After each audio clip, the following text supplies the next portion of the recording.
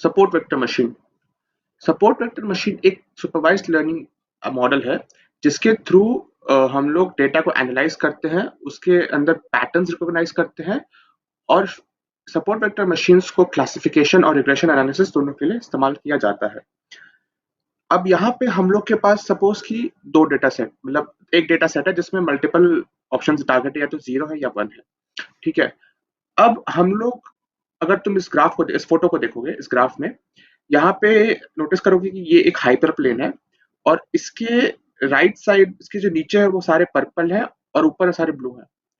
Support vector machine कुछ इस तरीके से ही काम करता है। सपोर्ट वेक्टर मशीन क्या करता है कि जो डेटा है, डेटा सेट का जो डेटा है, उसके फीचर्स के बेसिस पे उसको ग्राफ के आइदर ऊपर डालेगा या नीचे डालेगा। ग्राफ मतलब, और ये जो हाइपर प्लेन किसी भी तरह का हो सकता है। जैसे यहाँ पे देखो, यहाँ पे 3 तरह का हो सकता है। इसमें जो बेस्ट हाइपर प्लेन है वो आई गेस ये बीच वाला है, क्योंकि उससे मार्जिनल डिस्टेंस अच्छा खासा है दोनों साइड का। वो मैं बताऊंगा बाद में कि क्या होता है, क्या होता है। सो this is the basic of सब एसवीएम। अब आते हैं हाइपर प्लेन पे।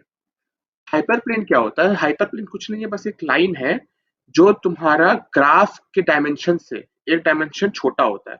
मतलब अगर तुम्हारा ग्राफ 2D है, जैसे ये 2D है ना, एक्स और वाई 2 डायमेंशनल है, तो तुम्हारा हाइपर प्लेन 1 डायमेंशनल का होगा। और वैसे ही अगर तुम्हारा ग्राफ 3 डायमेंशनल है, जैसे उसमें एक जेड भी डाल दिया तुमने, तो तुम्हारा जो हाइपर प्लेन होगा वो 2 डायमेंशनल होगा। और 4D का 3D होगा, लेकिन हम लोग अब 4D तो विजुअलाइज कर नहीं सकते हैं, तो let's keep it in 3D right now. तो यहाँ पे जो इसका फॉर्मूला होता है, जो इसका इक्वेशन होता है, वो होता है b0 plus b1x1 plus b2, sorry b2x2, beta 2x2, call it b2x2, so equal to 0। So आपका जो हाइपर प्लेन का इक्वेशन होता है दैट इज इक्वल टू 0। इसकी जो ऊपर वाला है, इन दिस केस ब्लू वाला, that would be greater than 0, and इसकी जो नीचे वाला है दैट इज पर्पल वाला, that would be less than 0। ठीक है। ये उसके जो सेट ऑफ पॉइंट्स है उनका इक्वेशन बता रहा हूँ मैं। मतलब अगर मैं सपोज इस पॉइंट को ले लूंगा, यहाँ पे कोई पॉइंट पकड़ लिया मैंने, तो इस पॉइंट का जो इक्वेशन होगा that would be less than 0, उसका जो वैल्यू होगा that would be less than 0। अब आता है हम लोग को कौन सा हाइपर प्लेन यूज करना चाहिए। मैंने क्या, उस पहले फोटो में याद करो कि यहाँ पे हमने देखा कि यहाँ पे तो 1 2 3 और ऐसे कितने हाइपर प्लेन्स बन सकते हैं, राइट। तो हमारे लिए बेस्ट हाइपर प्लेन कौन सा होगा? वेल, बेस्ट हाइपर प्लेन वो होगा जिसके, मतलब बेस्ट हाइपर प्लेन वो होगा जिसके मार्जिनल डिस्टेंसेस के बीच, मतलब मार्जिनल डिस्टेंसेस जिसके सबसे ज्यादा हो। इसका क्या मतलब हुआ कि यहाँ पे अगर तुम ये लाइन देखोगे, ये हाइपर प्लेन है, राइट। यहाँ पे दो डॉटेड लाइंस है। डॉटेड लाइंस, इनको हम लोग मान लेते हैं मार्जिन, ठीक है। मतलब इनको एक इमेजिनरी लाइंस है, इनको हम लोग मार्जिन मान लेते हैं। और ये हम लोग इस तरीके से चूज करते हैं कि जो दोनों साइड है, दोनों साइड के जो क्लासिफिकेशंस है उनके बीच में, मतलब दोनों साइड के जो क्लासिफिकेशंस है, हाइपर प्लेन का डिस्टेंस उन दोनों साइड के क्लासिफिकेशंस के एक्सट्रीम पॉइंट्स के, जैसे ये जो पॉइंट है, यहाँ पे ये वाला पॉइंट हो गया, नहीं तो यहाँ पे ये और ये वाला पॉइंट हो गया, इनसे सबसे ज्यादा दूर हो। इन पॉइंट्स को हम लोग सपोर्ट वेक्टर्स कहते हैं, इसलिए इसका नाम पड़ा है सपोर्ट वेक्टर मशीन। ठीक है। इन पॉइंट्स को सपोर्ट वेक्टर कहते हैं और हम लोग को इन पॉइंट से ही सबसे ज्यादा मैक्सिमल डिस्टेंस दोनों साइड के निकालने होते हैं to create the best hyper plane. और it is not important that it is not required, और इट इज नॉट, ऐसा जरूरी नहीं है कि हमारा जो हाइपर प्लेन है it would always be a straight line. It can be a curve also. ये एक ऐसा कर्व भी हो सकता है, नहीं तो एक ऐसा कर्व भी हो सकता है, बहुत तरीके के हो सकता है हाइपर प्लेन, वो हम अभी आगे जाके देखेंगे। So this is the basics of hyperplane and which hyperplane should be used and when should be used. So let's start with some basic intuition. ठीक है। So SVM क्या करता है? By default तुम्हारा correct classification को ज्यादा weight देता है as compared to margin maximization. In this case, if you'll notice that there are two hyperplanes A and B, and more preference would be given to hyperplane A instead of hyperplane B. Even though B तुम्हारा ज्यादा margin दे रहा है यहाँ पे, लेकिन फिर भी हम लोग ए को चूज करें because the classification is correct here. ठीक है। And there are no outliers in hyper, if you are using hyperplane A. But अगर बी को यूज कर रहे हैं तो तुम्हारा जो ये स्टार है ये तुम्हारा सर्कल वाले गैप में फॉल कर रहा है, तो ये आउटलायर होगा और एरर ज्यादा देगा। सो this is basics of outlier and which is a much better preference of SVM. अब आते हैं हम लोग सेपरेशन पे। देखो ये जो पर्टिकुलर ये है, पर्टिकुलर ग्राफ है, इसको हम लोग लिनियरली तो सेपरेट कर नहीं सकते हैं। So what we are going to do is we are going to use non-linear separator, and in this case we will use a non-linear hyperplane. Non-linear hyperplane क्या होता है पहले ये समझते हैं. अगर तुम लोग नोटिस करो कि that right now this is a graph of x and y, and here it's a graph of x and z. It's because we try to convert this 2D graph into a 3D one. Let's try to visualize it. और आगे मैं एक video भी दिखाऊंगा where you can properly visualize it also by using a kernel function. ठीक है. In this case we are using a polynomial kernel. इसका equation z equal to x square plus Y square है. So colonel functions basically वो चीजें होते हैं जो वो फंक्शंस होते हैं जो एक लो डायमेंशनल इनपुट स्पेस को एक हायर डायमेंशनल स्पेस में बदल देते हैं. मतलब 2D को 3D में बदल देंगे, 3D को 4D में बदल देंगे. ठीक है. और एक नॉन सेपरेबल प्रॉब्लम को सेपरेबल प्रॉब्लम में कन्वर्ट कर देते हैं. अब आते हैं हम लोग मार्जिन इक्वेशन पे. मार्जिन इक्वेशन बेसिकली ये कहता है कि m इक्वल टू 2 बाई मॉड ऑफ w. इसका डेरिवेशन ऐसे आया कि हम लोग याद करो कि हम लोग पहले पढ़े थे कि तुम्हारा जो हाइपरप्लेन होता है इसका इक्वेशन ये होता है कि एक side is always greater than 0, एक hyperplane is equal to 0 and एक साइड इज लेस देन 0. तो यहाँ पे भी अगर हम लोग देखोगे कि ये साइड जो है x plus is greater than 0, it is less than 0 and hyperplane is equal to 0, right. And w is the weight of x. ठीक है. सो हम लोग का जो फॉर्मूला होगा मार्जिन का इंक्रीज करने का, we have to maximise the margin, right. मतलब हम लोग को w कम से कम करना होगा, x का वेट कम से कम करना होगा, maximise the margin. This is known as the optimisation problem. That is, we have to find a w and b such that this equation phi of w is equal to half into w transpose into w is minimized for all values of yi into w transpose into xi plus b greater than equal to 1, right. इसका equations काफी complicated है और ये हम लोगों ने पढ़ा भी नहीं है. बहुत सारी चीजें हो सकती है नेक्स्ट सेमेस्टर पढ़े, सो और ज्यादा हम लोग को क्लियर हो सकेगा. अब आते हैं हम लोग hard margin and soft margin पे. हमने पहले पढ़ा था कि ये जो डॉटेड लाइंस है इन्हें मार्जिन, मतलब मार्जिन बेसिकली ये होता है जो distance between this dotted line and the hyperplane is known as the margin. To be honest, ये जो चीज है डॉटेड लाइन जो है इससे हम लोग बॉर्डर मान लेते हैं फॉर द टाइम. ठीक है. तो हार्ड मार्जिन वो होते हैं जो सपोर्ट वेक्टर्स को इस बॉर्डर के आगे नहीं जाने देंगे. ठीक है. मतलब बिल्कुल भी एरर अलाउ नहीं करेंगे. मेरे सॉफ्ट मार्जिन वो होते हैं जो तुम्हारे सपोर्ट वेक्टर्स को अलाउ करेंगे कि तुम कोई बात नहीं, तुम चले जाओ, कोई दिक्कत नहीं है, हमें आराम से जाओ. ठीक है. एरर्स देंगे. इससे क्या होगा कि जनरली हम लोग सॉफ्ट मार्जिन ही यूज करते हैं. ठीक है. नहीं तो अगर हम लोग हार्ड मार्जिन यूज करना चाहते हैं so what's gonna happen is overfitting will occur. ठीक है. या तो हम लोग को वेरी कॉम्प्लेक्स कॉर्नर बनाना पड़ेगा जो ये कर सके इस टाइप का, या तो ओवरफिट होगा. ठीक है. और इससे ओवरफिट में क्या होगा कि अगर थोड़ा सा भी हम लोग इनएक्यूरेट डेटा डाल दे तो बहुत चीजें खराब हो सकती है, राइट. बिकॉज ये स्पेसिफिकली इस पर्टिकुलर इसके लिए बना है. अब यहाँ पे अगर मैं यहाँ पे ग्रे पॉइंट यहाँ डाल दूं तो पूरा तो खराब हो जाएगा, राइट. ये इसको क्या करेगा, इसको ले नहीं पाएगा ये. सो इस कारण हम लोग सॉफ्ट मार्जिन यूज करना प्रेफर करते हैं. अब बात करते हैं स्लैक वेरिएबल्स के. Slack variables basically in this case are the outliers. ठीक है. एंड इसको हम लोग रिप्रेजेंट करते हैं ईटा से. और जो हम लोग का ऑप्टिमाइजेशन प्रॉब्लम था, अब हम लोग मिसक्लासिफिकेशन अलाउ कर रहे हैं. मतलब हम लोग को इन स्लैक वेरिएबल्स को भी कंसीडर करना पड़ेगा, इन आउटलायर्स को भी कंसीडर करना पड़ेगा. तो हम लोग क्या करते हैं, जो ओरिजिनल ऑप्टिमाइजेशन प्रॉब्लम था उसमें हम लोग c into summation of all the slack variables add कर देते हैं. यहाँ पे जो c है ये it is a very important parameter. c hyper parameter is a very important hyper parameter which we will use and we will see how it works. So हम लोग का नया इक्वेशन हो गया ये phi of w equal to half into w transpose into w plus c into summation of all etas, that is all the outliers, eta 1 plus eta 11 plus eta 7 plus eta 2 whatever there is. ठीक है. अब आते हैं c hyper parameter पे. c hyper parameter हम लोग overfit control करने के लिए यूज करते हैं. हमने पहले क्या समझा है कि ओवरफिट अगर हम लोग डेटा कर देंगे और कुछ भी अगर इनकरेक्ट डेटा आ गया तो पूरा धजिया उड़ सकता है हम लोग के कर्नल फंक्शन का, राइट. तो उस चीज को हम लोग कंट्रोल करने के लिए हम लोग c हाइपर पैरामीटर यूज करते हैं. c क्या करता है, it bounds the sum of all the etas. ठीक है. और डिटरमाइन करता है द नंबर एंड सिवियरिटी जो वायलेशंस हो रही है. नंबर ऑफ वायलेशंस 1 2 3 जितने भी वायलेशंस हो रहे हैं उनको, और उनका इतना सिवेरिटी है कि बहुत ज्यादा वायलेशन ले रहे हैं कि हल्का फुल्का वायलेशन हो रहा है, उस हिसाब से वो एक्यूरेसी स्कोर भी कैलकुलेट करता है। ठीक है, to the margin and to the hyperplane. ये जो मार्जिन है, अगर इससे भी अगर आगे जा रहा है थोड़ा सा, या फिर हाइपरप्लेन से आगे जा रहा है, दोनों को काउंट करता है ये। ठीक है, और ये हम लोग टॉलरेट कर सकते हैं, कितना हम लोग करेंगे, ये तेरा सी डिटरमाइन करता है। कितना हम लोग मिसक्लासिफिकेशन टॉलरेट करेंगे, तेरा सी डिटरमाइन करता है। तो हम लोग अगर अब की बात है कि अगर सी की वैल्यू ज्यादा होगी तो हम लोग ज्यादा मिसक्लासिफिकेशन टॉलरेट करेंगे, और अगर कम होगी तो हम लोग कम मिसक्लासिफिकेशन टॉलरेट करेंगे, राइट। सो ये कह सकते हैं that decreasing C reduces bias and increases variance. That is, we became less tolerant to the violations of the margins and the margin narrows.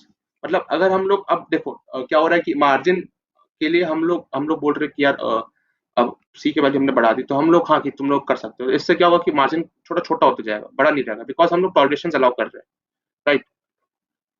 और इससे हम लोग मतलब for a better value of better like value of tall कि हम लोग tolerance अच्छे से कर सके, हम लोग मार्जिन थोड़ा छोटा कर देते हैं कि जो वैल्यूज है जो मार्जिन को भी हल्का सा जो मार्जिन को क्रॉस कर रहे हैं वो तुम्हारे सही साइड में फॉल कर जाए।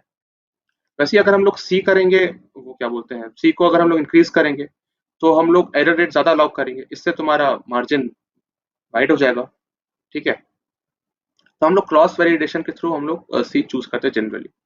ये मैंने जनरली बनाया है कि if we are allowing more misclassification, that is there are less chances of overfitting. ठीक है, लेकिन एक्यूरेसी थोड़ा कम होगा, मतलब तुम्हारा वो खतरनाक वाला कर्नल तो नहीं बनेगा, लेकिन एक्यूरेसी तुम्हारा कम होगा। और हम लोग वायलेशन से मतलब वायलेशन से हम लोग ज्यादा टॉलरेंट होंगे अगर हम लोग सी इंक्रीज कर रहे हैं तो। लेकिन अगर हम लोग सी डिक्रीज कर रहे हैं तो हम लोग मिस क्लासिफिकेशन हम लोग का कम होगा, क्योंकि तुम्हारा वो हो जाएगा, लेकिन ओवरफिट ज्यादा हो सकता है। मतलब अगर कुछ भी इनकरेक्ट डेटा गया तो पूरा बर्बाद हो सकता है, राइट। लेकिन एक्यूरेसी अगर ढंग से हमने बना रखा है और तो एक्यूरेसी उसकी हाई होगी। लेकिन हम लोग जो वायलेशन है, जो तुम्हारे मार्जिन जो वायलेशन है, आउटलायर्स है, इससे इसको लेके हम लोग कब टॉलरेंट होंगे कि हम नहीं चाहेंगे कि आउटलायर्स आए। बात है कर्नल ट्रिक पे, और कर्नल ट्रिक बेसिकली पूरा मैथमेटिकल है। ठीक है, इसको हम लोग पढ़ना चाहें तो पढ़ सकते हैं। बेसिक में बता देता हूँ कि ये तुम्हारा कर्नल ट्रिक का फॉर्मूला है, जिसमें हम लोग इस इक्वेशन को हमने कन्वर्ट कर दिया इसमें बाय मिनिमाइज उसको थोड़ा सा ऑप्टिमाइज करके, सॉल्व करके, सॉरी, जिसमें अल्फा आई की value is greater than 0 and sum of all alpha I into y की पावर i इक्वल टू 0। और ये हम लोग अल्फा निकाल रहे हैं, ये अल्फा एक्चुअली स्लैक वेरिएबल है इस इक्वेशन के लिए, जिसमें हम लोग we are trying to maximize j of alpha which is equal to alpha j minus half sigma of i and j into y की power j into alpha j। और ये जो है ये पर्टिकुलर चीज ये डॉट प्रोडक्ट है तुम्हारा xi और xj का। ठीक है, विच measures the similarities between points. जैसे i और j हम लोग दो पॉइंट ले रहे हैं, ठीक है, अब हम लोग सिमिलरिटी मतलब हम लोग पॉइंट्स ले रहे हैं, तो राइट कि हम उसका बीच में जो सिमिलरिटीज है हम लोग उसको मेजर करेंगे with this particular part of the equation. ठीक है, और हम लोग याद रखना कि अगर अगर लेबल इन दोनों का सेम हुआ, मतलब अगर अल्फा और वाई और वाई का दोनों का लेवल अगर सेम हुआ, वाई आई और वाई जे का, इससे क्या होगा, तुम्हारा जो ये मैक्सिमाइजेशन है ये डिक्रीज हो जाएगा, बिकॉज हम लोग यहाँ माइनस कर रहे हैं। और अगर ये माइनस माइनस हुआ तो प्लस हो जाएगा, तो प्लस इंटू माइनस माइनस, और फिर ए माइनस भी हो जाएगा। लेकिन अगर इसका लेवल डिफरेंट हुआ, अगर ये हुआ माइनस ये हुआ प्लस, तो माइनस प्लस माइनस फिर माइनस माइनस इंटू प्लस, तो ये फिर इंक्रीज हो जाएगा जो मैक्सिमाइज हो जाएगा। ठीक है, बाकी ये कह सकते हैं कि जो अल्फा ये नेगेटिव नहीं हो सकता। ठीक है, और ये जो पर्टिकुलर इक्वेशन है ये तेरा वेट बैलेंस करता है between weight of the constants for different classes. मतलब वेट मतलब डब्ल्यू हो गया, राइट। उसका जो डिफरेंट क्लास मतलब एक क्लास ए और क्लास बी, मतलब सपोज क्या बोलते हैं हार्ट डिजीज और नॉट हार्ट डिजीज, उसका जो कांस्टेंट्स है उसका जो डब्ल्यू है वो ट्राई करता है उसका ये वेट बैलेंस करने का कि ऐसा वैल्यू है कि दोनों के लिए ऑलमोस्ट बैलेंस्ड हो। ये थोड़ा कंफ्यूजिंग चीज है और उतना वो भी नहीं है, इंपॉर्टेंट है, लेकिन बहुत ज्यादा मैथमेटिक्स है इसमें। सो अब आते हैं कर्नल टाइप्स में। कर्नल टाइप्स हम लोग बहुत तरह के कर्नल्स होते हैं। हम लोग जनरली पॉलिनोमियल, लीनियर और RBF that is Gaussian radial basis function use करते हैं। ये तुम्हारा डिफॉल्ट कर्नल होता है। सो पॉलिनोमियल कर्नल का इक्वेशन ये होता है दैट इज के of xi and xj equal to dot product of xi and xj plus b का होल पावर t। ठीक है। हम लोग एक बार समझते हैं कि एक बार पहले ये बता देता हूँ कि जो तुम्हारा रेडियल बेसिस फंक्शन होता है, उसका ये इक्वेशन होता है। अब थोड़ा सा हम लोग याद करो कि शुरू में पढ़े थे कि how can we visualize that particular polynomial kernel, जो z equal to x square plus Y square था। चलो उसको विजुअलाइज करते हैं। सो ये वीडियो है, एक सेकंड।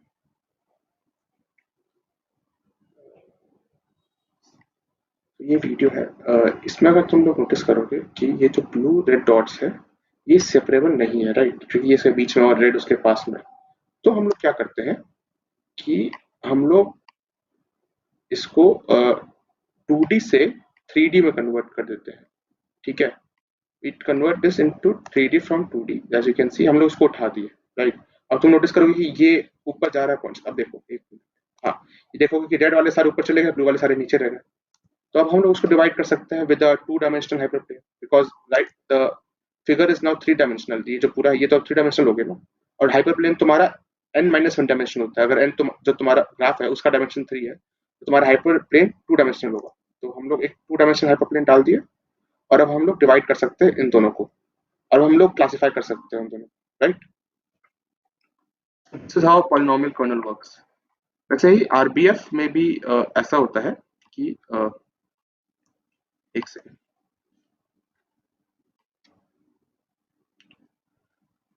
या आरबीएफ में भी ऐसा होता है कि अब इसमें तो हम लोग किसी भी तरीके से लीनियरली सेपरेट नहीं कर सकते हैं किसी भी पॉइंट को, राइट। सो आरबीएफ में हम लोग क्या करते हैं कि हम लोग इन पॉइंट्स को ऊपर करके ले लेते हैं। जैसे अगर आप ये देखो कि इन पॉइंट्स को हमने क्या किया कि इसके एक Gaussian curve, this is known as the Gaussian curve, right, which is a bell shape curve. हम लोग ने इन पॉइंट्स को ले लिया, जिसमें हमने बोला कि जो रेड पॉइंट्स हैं वो इनके पीक पे रहेंगे, और जो ये ब्लू पॉइंट्स है वो इनके ट्रफ पे रहेंगे, राइट। सो जो पीक पे पॉइंट्स है वो सारे रेड हो गए, और ये जो ट्रफ पे ब्लू पॉइंट्स हो गए। अब हम लोग इसको अच्छे से डिवाइड कर सकते हैं, right. If you will notice we can not divide it with a linear line. So अब हम लोग डिवाइड करके इसको क्लासिफाई कर सकते हैं। So this is how the RBF kernel works. अगर पूरा समझना है तो यू कैन लाइक ये this is the basics of RBF kernel. अगर अच्छे से समझना है और so you can watch this video, I have provided the link in the PPT. So ये जो हमने इक्वेशन देखा आरबीएफ कर्नल का, एक सेकेंड, ये जो हमने इक्वेशन देखा आरबीएफ कर्नल का, ये इक्वेशन में एक गामा वेरिएबल है, राइट, गामा पैरामीटर है। ये गामा, ये एक वेरी इंपॉर्टेंट पैरामीटर है। By the before going to the next slide, ये तुम्हारा बहुत सारे ऐसे मतलब कर्नल्स होते हैं, ठीक है, जैसे सिग्मॉइड, ची स्क्वायर, कोसाइन, बहुत सारे ऐसे बहुत सारे होते हैं। सो गामा हाइपरपेरिमीटर कंट्रोल करता है the distance of influence of a single training point, ठीक है। तो अगर गामा की वैल्यू काफी लो होगी ना, तो क्या होगा कि जो हमारा सिमिलैरिटी रेडियस है एक पॉइंट का, ठीक है, वो ज्यादा बढ़ जाएगा, ठीक है। इससे क्या होगा कि मेरे आसपास के पॉइंट्स भी मेरे पास ले लिए जाएंगे। जैसे सपोज कि गामा में भी इंडियन है, ठीक है, ये गामा और मेरे आसपास एक श्रीलंकन है, एक पाकिस्तानी है, एक बांग्लादेशी है, ठीक है। अब अगर मैं गामा की वैल्यू हल्का बढ़ा दूंगा, तो हम लोग में देखूंगा कि सिमिलरिटी तो काफी ज्यादा है, तो हम लोग बोल सकते हैं कि we are almost from the same group. So मैं उनको साथ में ले लूंगा, अपने सिंगल पॉइंट पर कन्वर्ट कर दूंगा, ठीक है। और for high values of gamma the point needs to be very close to each other. अब अगर हम मालूम है कि मैं हूं और मेरे जो सामने है ये मतलब सारे इंडियंस हैं, ठीक है। अब अगर मैं वैल्यू गामा की बढ़ाऊंगा, तो we know that the points are very close to each other, because we have the same features, we have the same specification, so we are very like the similarities are too much. So what we can do is we can increase the value of gamma, जिससे हम लोग सबको एक ही उसमें ले ले group में, ठीक है। लेकिन ये होता है कि अब ये हो गया कि कोई इंडियन, जैसे जनरली इंडियंस ब्राउन होते हैं, ठीक है। अब समझ लो कि कोई इंडियन हो गया, उसको पिगमेंटेशन हो गया बहुत ज्यादा स्किन पे, तो वो एकदम व्हाइट हो गया। तो अब अगर हम लोग कलर के बेसिस पे कर रहे हैं, तो हम लोग ये बोलेंगे कि अब मैंने गामा की वैल्यू तो काफी हाई ले रखी है, अब अगर मैं उसको कलर के फेसिस पे डालूंगा, तो अब तो वो उसमें तो आएगा नहीं ना, लेकिन वो तो है तो इंडियन ही वो, लेकिन वो उसमें मतलब मेरा जो वो है, मेरा जो ग्रुप है उसमें तो नहीं आएगा, बिकॉज उसका कलर बहुत ज्यादा व्हाइट है और हम लोग का कलर ब्राउन है। तो वो चले जाएगा बाहर, मतलब पॉइंट के बाहर, और इससे मेरा मॉडल थोड़ा डिस्ट्रॉय हो सकता है। हेंस गामा की ज्यादा वैल्यू रखना ओवरफिट में, मतलब ओवरफिट में कंसिडर हो सकता है। तो हम लोग ये देख सकते हैं कि lower bias higher variance, that is gamma की वैल्यू ज्यादा है, मतलब सी की वैल्यू काफी कम है, राइट, बिकॉज हमने बहुत सारे पॉइंट्स ले लिए, तो वो मतलब ऑब्वियसली बात है कि हम लोग टॉलरेंस हम लोग कम कर रहे हैं उसका, मतलब एरर का। अगर हम लोग गामा की वैल्यू कम लेंगे, मतलब जो तुम्हारा सिमिलैरिटी रेडियस है वो अगर हम लोग गामा की वैल्यू काफी कम लेंगे, वो हम लोग कह सकते हैं कि जो एक पॉइंट है वो काफी रेडियस कवर कर रहा है, लेकिन सारे जो पॉइंट्स है उसके हल्के हल्के लाइक इक्वल है उसके, हो सकता है कुछ कुछ काफी इक्वल हो तो उनके बहुत पास में होंगे, तो उसको अपने साथ ले लेगा। लेकिन जो हल्का दूर है वो तुम्हारा क्या कहते हैं, तुम्हारा जो जो हल्का दूर है वो तुम्हारा अलग से रहेगा। जैसे यहाँ पे देख सकते हो कि गामा की वैल्यू बहुत बड़ी हुई है, तो बहुत सारे पॉइंट्स एक साथ आ गए हैं, तो इस कारण ये काफी छोटा बन गया है। लेकिन यहाँ पे वैल्यू काफी कम है, तो पॉइंट्स कुछ कुछ पॉइंट्स जो काफी सिमिलर है वो बस एक साथ आए। ठीक है, अब सी और गामा का ट्रेड ऑफ समझते हैं। क्या होता है कि ये पढ़ लेना कि smaller value of gamma makes the bell shaped curve wider, instances have a large range of influence and the decision boundary ends up smoother। अगर हम लोग गामा की वैल्यू काफी छोटा रखेंगे तो हम लोग ये समझ सकते हैं कि जो बेल शेप्ड कर्व है, ये जो हम लोग का बेल शेप्ड कर्व है, ये ज्यादा वाइड है, राइट, पूरा कवर कर रहा है। ठीक है, और इससे हम लोग ये भी समझ सकते हैं कि जो तुम्हारा इंस्टेंस है, ये जो इंस्टेंस, ये जो ब्लू पॉइंट है, ये ज्यादा एरिया ऑफ इन्फ्लुएंस कवर कर रहा है, राइट। और जो डिसीजन बाउंड्री है, जो हम लोग का डिसीजन बाउंड्री है ये वाला, वो काफी स्मूथ भी है, मतलब ज्यादा ज्यादा ज्यादा बहुत ज्यादा टर्न्स और वो नहीं है, राइट। लेकिन अगर हम लोग गामा की वैल्यू बहुत बढ़ा देंगे, 5 कर देंगे, तो देखो कैसा बन गया। इसमें तुम नोटिस करोगे कि जो इंस्टेंस का जो वो रेंज है वो काफी छोटा है, राइट। ठीक है, और ये जो बेल शेप तो बहुत नैरो हो गया, अभी बेल शेप थोड़ी रही, तो पूरा घूम गया, राइट। और जो डिसीजन बाउंड्री है ये काफी इरेगुलर भी हो गया, ये पूरा ऐसे ऐसे ऐसे ऐसे ऐसे हो गया, ये देख रहे हो। लेकिन यहाँ पे काफी स्मूथ है, ये बस ऐसे जा रहा है, ये ऐसे जा रहा है, राइट। तो इस केस के लिए अगर हम लोग पॉइंट्स को नोटिस करेंगे तो बेस्ट गामा की वैल्यू और सी की वैल्यू ये होगी, बिकॉज इसमें बस एक छोटा सा एरर है और ये एक छोटा सा एरर है, बाकी सब ठीक है, लेकिन बाकियों में एरर रेट ज्यादा है, राइट। तो बेस्ट इसके लिए ये वाला वैल्यू होगा गामा का 0.1 और सी इक्वल टू 1000। मैंने रेफरेंसेस के लिए कुछ लिंक्स डाल रखे हैं जिसमें तुम्हारे पास सारे डेरिवेशंस है, और एक मेरा जो कोलैब नोटबुक है जिसमें मेरा कोड है, उसका भी मैंने लिंक डाल रखा है, तुम लोग इसको एक्सेस कर सकते हो इस लिंक से। और मैं एक बार convert to hyperlink web page और फाइल, पता नहीं क्या नोट, छोड़ो, कॉपी पेस्ट कर लेना। So let's come to the code. ये मेरा कोड है, ठीक है। मेरा जो डेटा सेट था मैंने उसको इंपोर्ट किया, उसका हेड प्रिंट कर दिया, ठीक है। अब मैंने ये बोला कि एसक्यूएल लर्न से पहले मैंने ट्रेन टेस्ट स्प्लिट करके मैंने स्प्लिट कर दिया, जिससे मेरा y था टारगेट और मेरा जो x था वो था मेरा बाकी सब values apart from target, because every value is important here, most probably even sex is important, because हो सकता है कि मेल को ज्यादा हो, फीमेल को कम हो, ऐसा मतलब कुछ केसेस में हो सकता है। सो मैंने सारे हमने वो ले लिए, right, instead of data processing और वो करे मैंने। फिर हमने ट्रेन टेस्ट स्प्लिट मारा, जिसमें मैंने बोला कि टेस्ट का साइज मेरा 0.3 होगा, मतलब ट्रेनिंग में 70% ऑफ डेटा का कर रहा हूँ, ठीक है। अब मैंने फिर रन किया इसको मैंने रन कर दिया, पोर्टेड ऑलरेडी था, ठीक है। अब मैंने मॉडल सपोर्ट वेक्टर क्लासिफिकेशन मैंने इंपोर्ट किया फ्रॉम sklearn.svm, मैंने model equal to svc assign किया और मैंने फिट कर दिया, ठीक है। फिट तो हम लोग जानते हैं कि बेसिकली मेरे जो वैल्यूज है उसको मॉडल में फिट कर देगा वो। उसके बाद मैं जब इसको रन करूंगा, और फिर मैंने क्या किया कि मैंने जो मेरा पहला वैल्यू आया, ठीक है, फिर मैंने फिट कर दिया इसको, और मैंने प्रिडिक्ट किया कि नहीं किया, प्रिडिक्ट मैंने नहीं किया, प्रिडिक्ट या प्रिडिक्शन, मैंने यहाँ पे प्रिडिक्शन, सॉरी, मैंने फिर यहाँ पे मैंने इसको प्रिडिक्ट कर दिया, राइट, कि मेरा जो टेस्ट दे रहा था उसके लिए मैंने प्रिडिक्ट कर दिया कि मेरी वैल्यू क्या है। तो इससे हम लोग को पता चला कि मेरा जो अभी प्रिसीजन है वो 65% आ रहा है दोनों साइड का, ठीक है। सो काफी खराब है ये प्रिसीजन और रिकॉल इवन, सो एक्यूरेसी स्कोर काफी कम होगा। तो अब हम लोग क्या करेंगे, हम लोग ग्रिड सर्च सीवी यूज करेंगे, so that we can figure out the best C and gamma for the current model, right?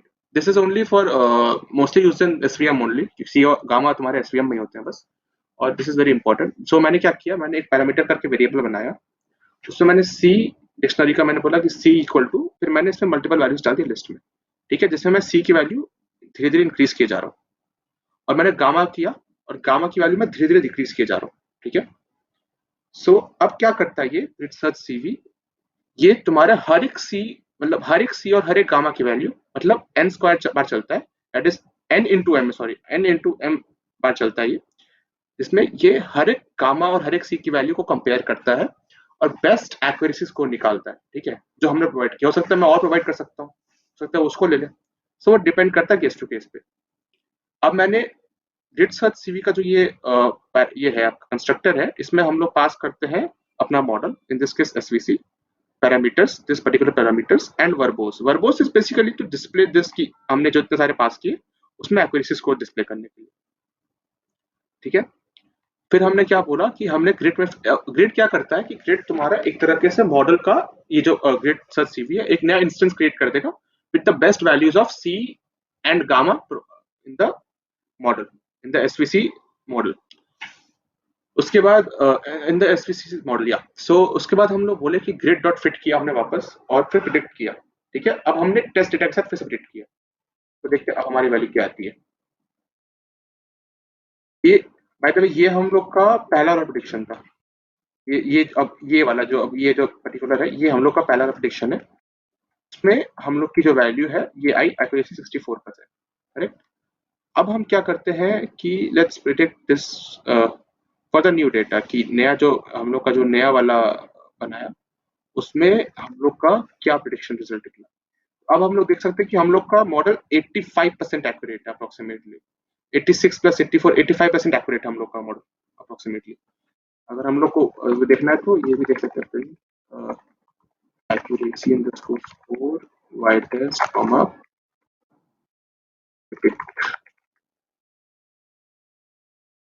85% approximately accurate है, ठीक है। तो अब इसमें इसका कंफ्यूजन मैट्रिक्स प्रिंट करते हैं। इसका कंफ्यूजन मैट्रिक्स बोलता है कि एक्चुअल नो 40, प्रेडिक्टेड नो 36 और प्रेडिक्टेड यस 55 और एक्चुअल यस 51, ठीक है। मतलब देखा जाए तो हम लोग को कुछ फॉल्स पॉजिटिव दे रखे हैं इन लोगों ने, that is all right because we need false positive is all right, false negative is not all right, right. So this is the basic code of SVM. और बाकी मैं ट्राई कर रहा था ग्राफ प्लॉट करने का बट वो हुआ नहीं, but as soon as it works मैं उसका कोड भी इसी में अपलोड कर दूंगा। So that's all for SVM, thank you very much.